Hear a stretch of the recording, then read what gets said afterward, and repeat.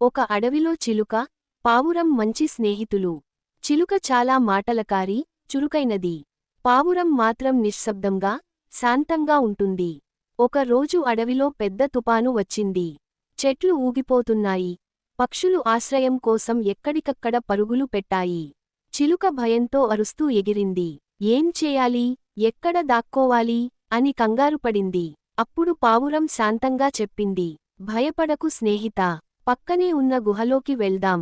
కాస్త ఓపిక పట్టితే తుపాను తగ్గిపోతుంది. చిలుక పావురం మాట విని గుహలోకి వెళ్ళింది. తుపాను ఆగేవరకు ఇద్దరూ అక్కడే ఉన్నారు.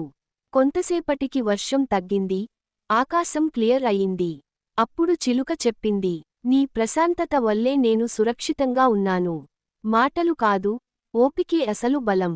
పావురం చిరునవ్వుతో సమాధానం ఇచ్చింది, మాటలకన్నా మంచి ఆలోచన ఎక్కువ ఉపయోగపడుతుంది. నీతి, కష్ట సమయంలో ఆందోళన కంటే ఓర్పు, ఆలోచన ముఖ్యం.